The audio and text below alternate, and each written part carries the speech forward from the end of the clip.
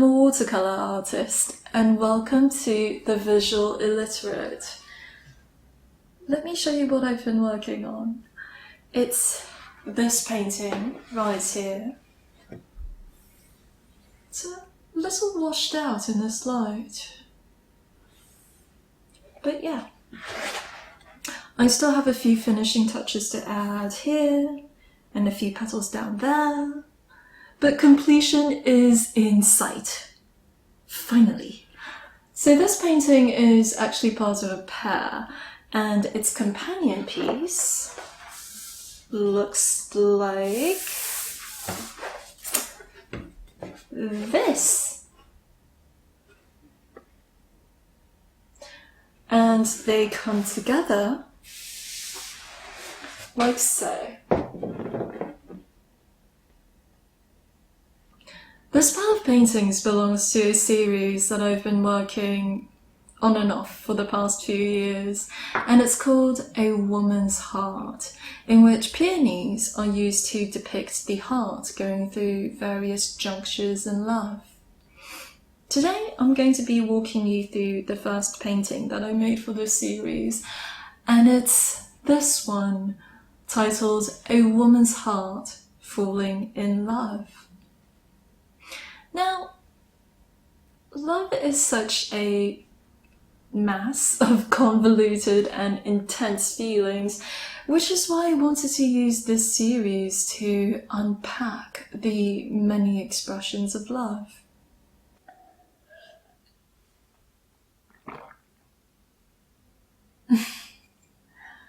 So, when I have an idea for a painting, I like to sit down and take some time to get to know it better.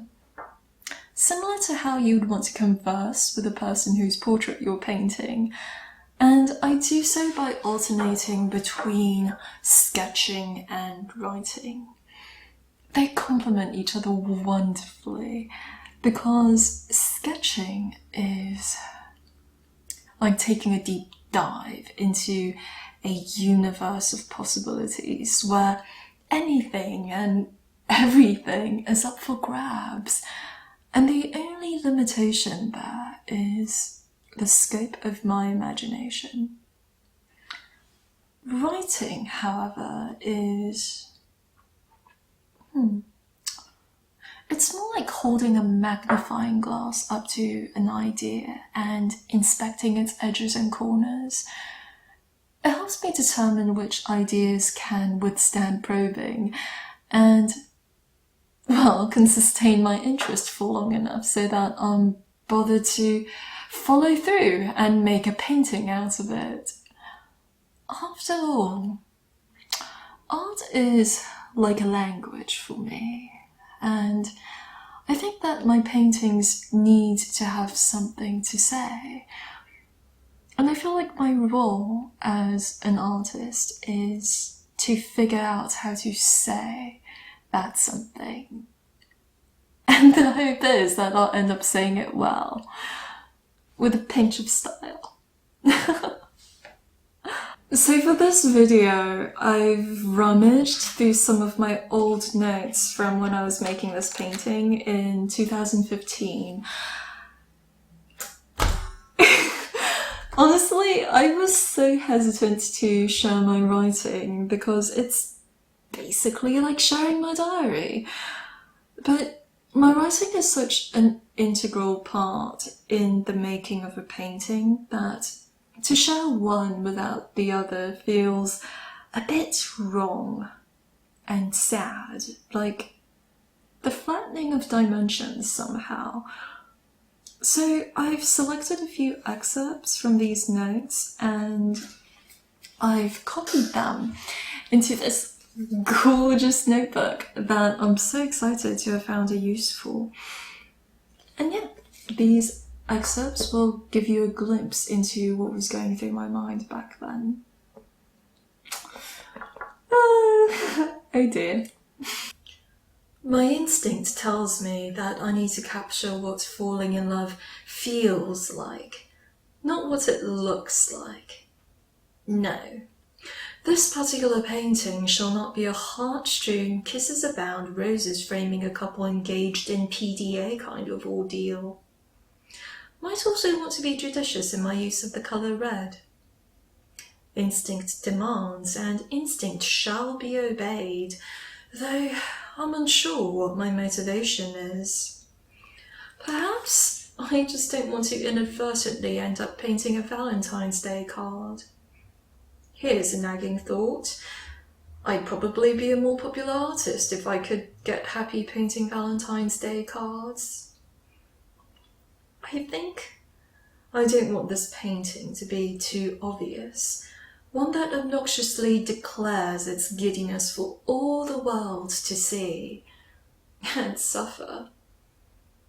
I want something quiet, something private, something that reveals itself slowly, something you mistake for one thing at first glance, but if you stick around, you'll find out what it's truly about. Something you need to get to know, something worth falling for. This excerpt helps me figure out the broad outlines of what I wanted and didn't want for this painting. The next question I had to reckon with was, so what does falling in love feel like? And admittedly, that question had me stumped for a good long while. So I just spent several writing sessions exploring the different facets of falling in love. And here are a few snippets. Falling in love. A clue lies in the word falling. To willfully lose balance. To willingly forego the ground beneath your feet in exchange for a moment when falling feels like flying, for a chance to be caught and seen and understood and adored. As you can see, here I was thinking about falling in love more along the lines of a budding romance, a tingle up your spine, the world awash in a rosy glow kind of way. But then I quickly became more interested in the confusing part of falling in love. When you find yourself so hijacked by anticipation that you become deeply suspicious of your own emotions and your ability to reason. Falling in love sometimes feels like a hymn hailing from above, singing of surrender, sweetness, and a tender touch. Other times it feels like an ill omen muttering from the deep, warning of rejection, pain, and betrayals of trust. Caught in between is the lovesick fool of a heart who cannot tell right or wrong between the two. Is the hymn truly as lovely as it seems, or is it a siren song calculated to ensnare? Is the omen sound and with good intentions, or a guise to legitimize the cowardice underneath? Eventually, I zoomed in on the moment when the heart goes from being infatuated but irresolute and guarded to deciding that it does want to open up and take a chance on love. For every shy passing smile, a whole day is spent memorizing the curves of those lips.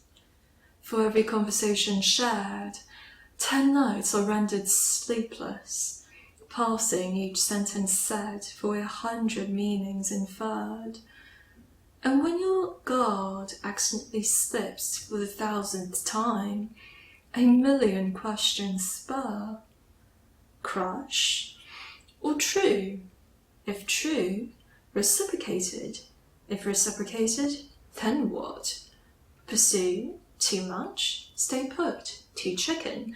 Test the waters, ask what, act how, go with instinct, or analyze instead. Is information sufficient? Insufficient information leads to bad conclusions. How to get answers, how to stop. Just stop.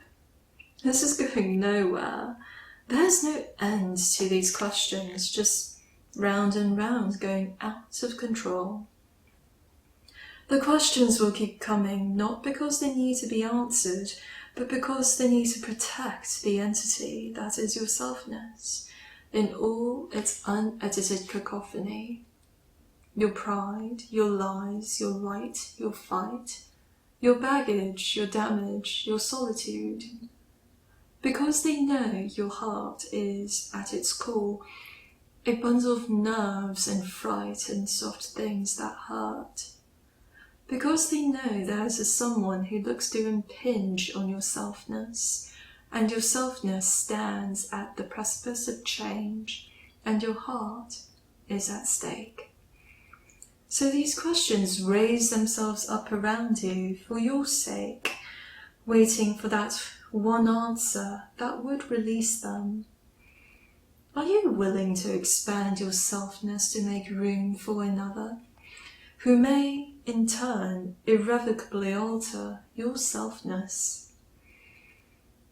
If the day comes when you find yourself saying yes, when staying safe is no longer worth the price of not knowing what could be, then love shall find you like spring awakening a flower bud, to feel the chill of dew, the flutter of wings, the heaviness of spring storms, the glow of sunshine. Even if only for a season, the only reasonable response is to bloom.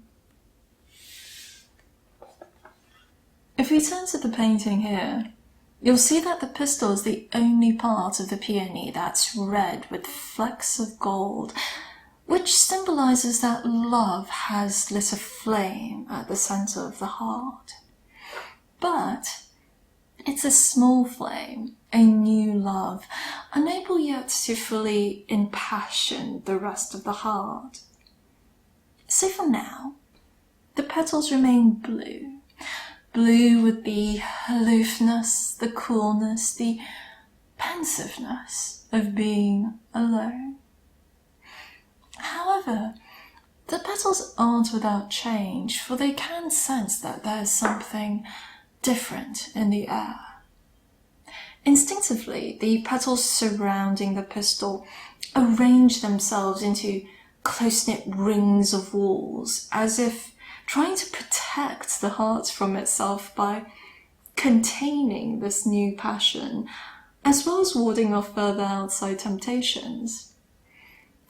Even though these inner petals of the heart insist on being wary and hesitant and shy, their efforts may be in vain because the outer petals have already given in by opening up, revealing the private faces of selfness to be seen and shared. Is that reckless and foolhardy? Perhaps. Or maybe these outer petals simply believe that this heart can enjoy, but also endure, whatever the wills and wiles of love. So that covers the writing component of my process, and it feels like a natural place to wrap up this video.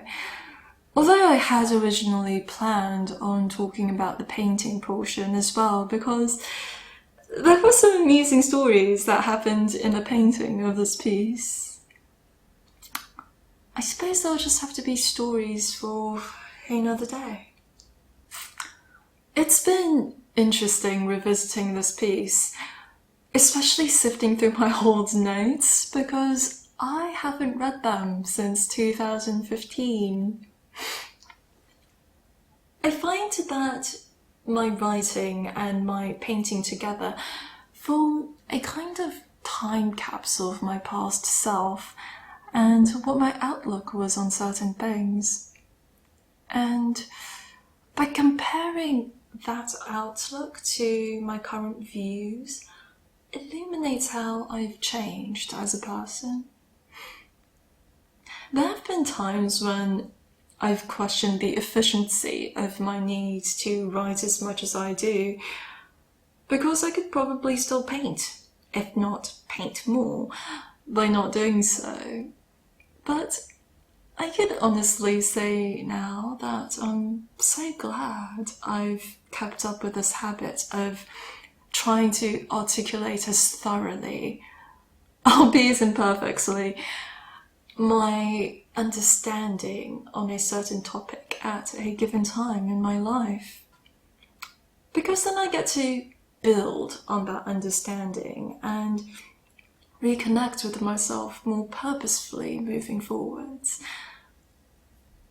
In that sense, I feel like my old paintings continue to grow with me and take on new meaning, while still remaining young at the same time. Thank you for watching the first episode of If Paintings Could Speak. Here's to living artistically, and I'll see you next time. Bye! Oh, say bye!